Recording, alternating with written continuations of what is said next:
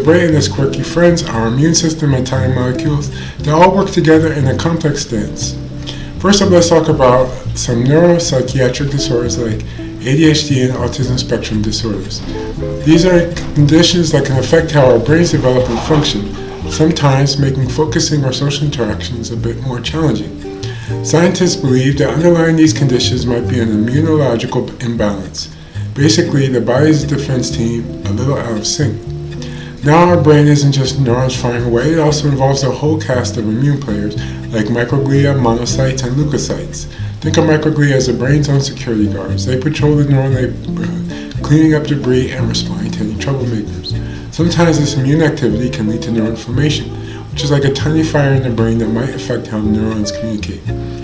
Speaking of communication, neurons connect via synapses, the tiny gaps where signals jump from one nerve cell to another. The strength and flexibility of these connections, called synaptic plasticity, are crucial for learning and memory. Imagine dendritic spines as the tiny branches on neurons that help form these connections, kind of like tree branches forming a lush forest. What happens when the immune system gets involved? Well, cytokines and chemokines are signaling molecules that can influence these synapses. They are like the brain's messaging system, telling cells when to grow or repair, or sometimes get a bit overexcited. Sometimes these molecules can cross the blood-brain barrier, the brain's protective wall, and trigger immune cells like leukocytes to enter and join the party, which might lead to neuroinflammation. Some of these immune responses involve specialized enzymes called matrix metalloproteinases. These are like tiny molecular scissors that can cut and reshape the extracellular matrix, the scaffolding that holds neurons and glia, the support cells in the brain, in place.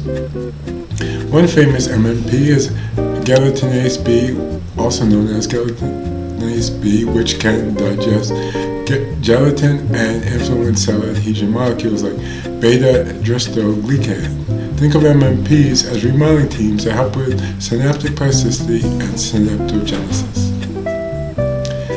Here's a fun fact: MMPs have a special part called a 3-histidine zinc-binding catalytic motif, which needs zinc ions. Think of zinc as the enzyme's fuel to do their job. These enzymes can be involved in various processes from aiding nerve growth to sometimes contributing to neuroinflammation if unregulated.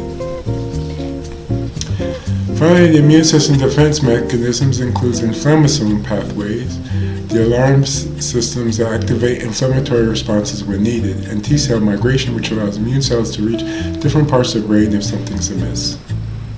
The more we learn about these intricate interactions, the closer we get to understanding and hopefully someday better treatments for these complex conditions. Thanks for joining this brainy adventure. Keep curious.